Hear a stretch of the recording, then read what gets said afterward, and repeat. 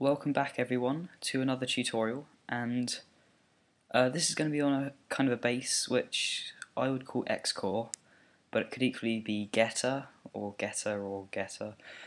But it sounds like this.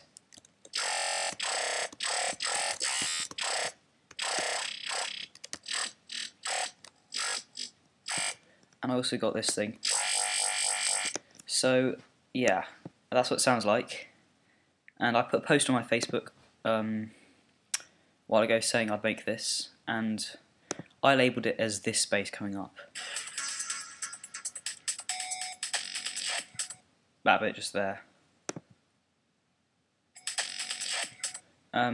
So it's kind of similar. I mean, it's not the same. And also I used it in this song I'm working on. Wait a second. So it's quite useful. But anyway, now I'm going to show you how it's made. So again, like usual now, not going to close it, I'm just going to take you through what I've done. Okay, oscillator 1 is mag-ear. Oops, yeah, mag-ear. And it's on spectrum, so that by itself sounds like. And the important about this is that it's like the modulation oscillator gives it all the character. So you will hear a massively drastic difference there. And actually, just to sorry to divulge a bit from what I'm actually meant to be doing, but that is it's actually FM synthesis. So if I go up 2 octaves on operator F on FM8 and down to those are the same octaves that I did here, and sine wave. So it's effectively doing the same thing. It's just it's using the phase, which is just an FM synthesizer really. And the wavetable position on 3/4, intensity just above halfway. And like I say, pitch is up 2 octaves on 24. And that's all we need for that one. On number 2, I'll come back to the modulation oscillator in a minute, is AI. So it's kind of a similar sort of sound, and wavetable position 2/3, so 2 o'clock, intensity same place, and amp, well, put it full for now, but in a moment we'll turn it all down and we'll do a load of stuff with a performer. So put it all up and then we'll take it down later. And then that's it. And that's on BEM minus plus, okay? Number 3 is Chrome. And that gets that sound, so it's a bit different from the other two, but it just fills it out quite nicely. And that's BEM minus plus on Chrome, I've already said that. Down 1 octave, not 2, and then you've got it on like 10 o'clock and intensity on 2 o'clock. Amp, like last time, it is going to be all the way up in a moment, but yeah, you know what I just said. And yeah, that's it. So the modulation oscillator, I've got a ring mod on too, but I wouldn't actually bother because it's not actually doing anything, so I might as well turn it off.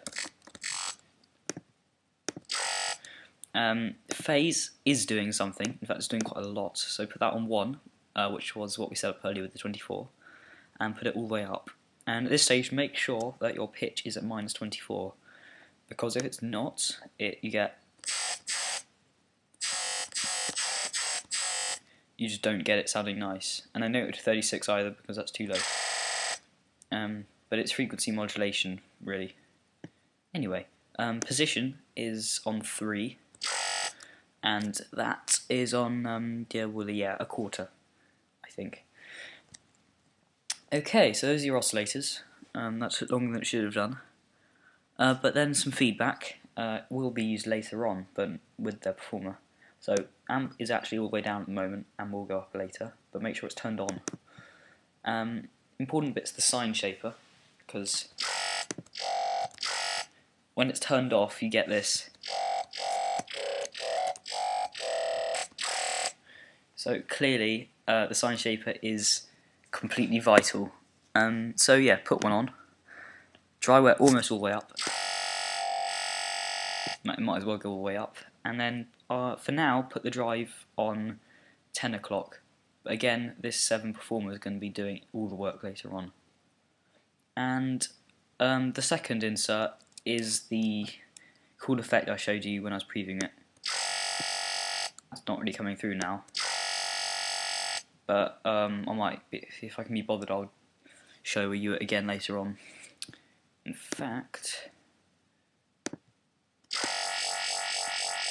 there you are, that's what it sounds like. And the dry wet, you'll want all the way down. Of course, if you want it to stay like on all the time, you'll put it halfway. But I've put it on macro 2, and then when I put macro 2 up, that turns it up. And then the pitch, double click to make sure it's central. And then with one of your macros, like in my case it's 1, drag it up just a tiny bit, and that's just the speed it goes at.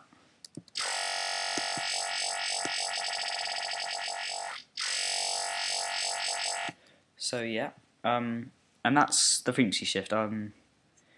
Yeah, that's it really. And then double notch on filter 1, put it on series and mix 2, so it just goes through both one by one. And the double notch filter is going to be put at 9 o'clock. Middle one doesn't do anything, so you can leave it alone. And resonance just below halfway. And that, yeah, so that gives it some of the character you get. And the band reject, it's kind of the same as a double notch really, it's culling out a band. And that, first you can start your cut off at 3 o'clock, and again, like with most things on this patch, we're going to do everything later. Bandwidth at 11 o'clock, and resonance at 10 or 11.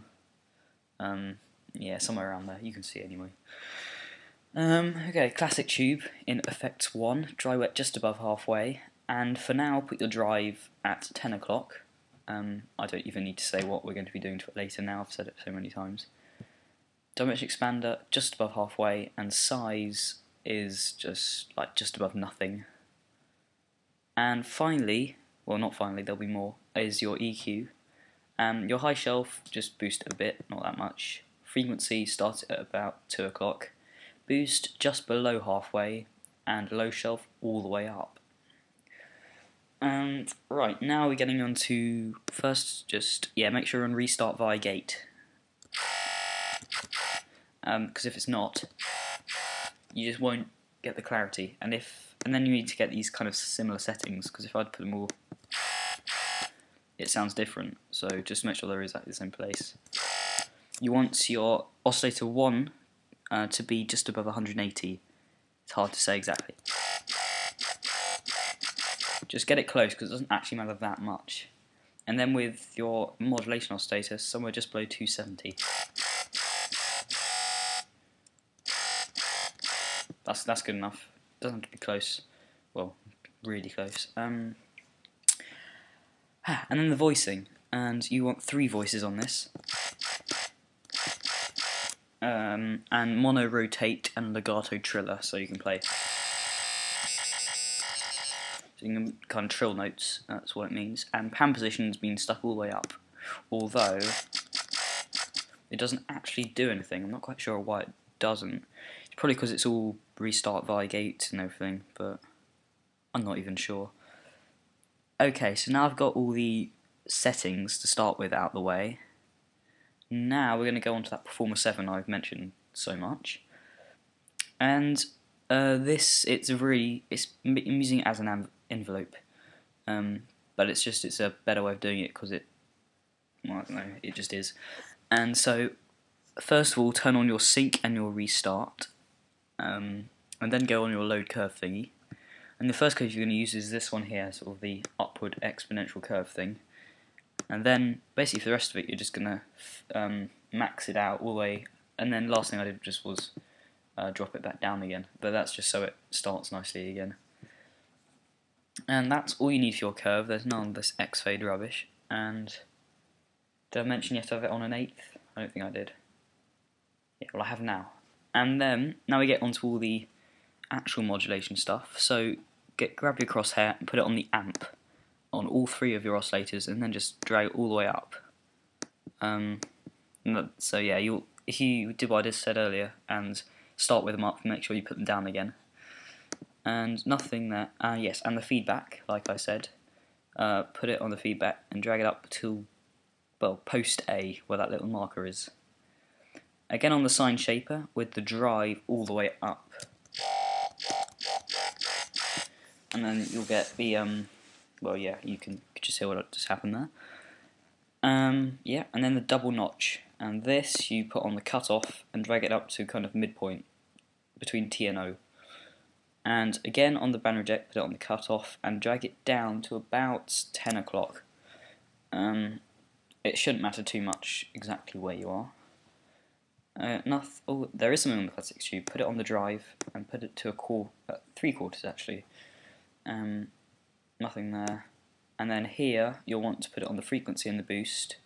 Boost, drag it up to 2 o'clock, a bit more, and frequency, drag it to just below halfway. So once you've done that, you should be done with all your all of that performer stuff. You might want to check your insert ones there and your insert twos there. Yeah, okay. And now, so then you could stop here actually, you could just leave this video, but I'm now going to show you what I did with all these macros, because you see I've got 4 of them here. The first one, well, the first 2 I've actually already showed you when I went over the frequency shift.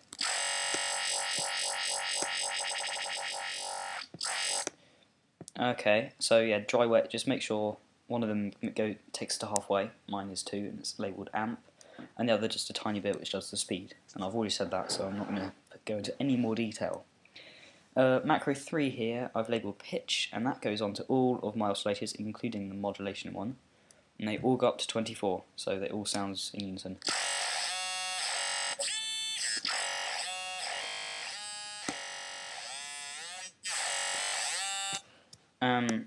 So yeah, it's just a pitch bend. You could probably do it with the pitch bend thing here, but I'm lazy.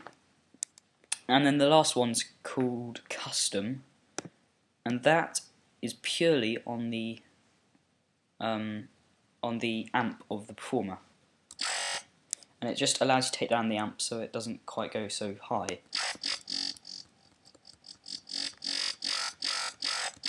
But it's not just for that. I use it if I want to, rather than alter the performer to death, I would just draw an automation for macro 4.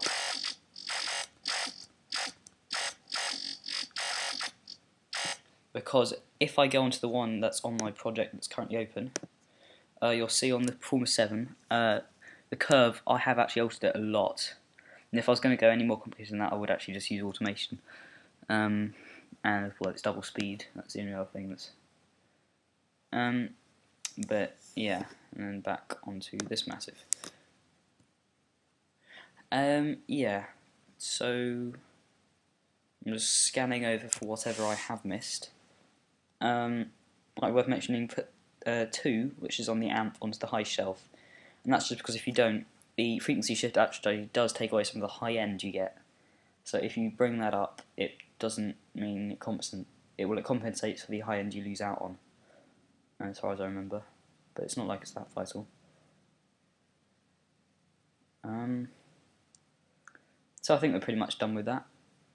So yeah, thanks for watching, and I will see you next time, assuming you haven't unsubscribed, because this video was awful. And yeah, remember to like this Facebook page, it helps me out. And I have got a SoundCloud, but my internet's so slow I'm not even going to bother showing you that. So thanks for watching, and goodbye.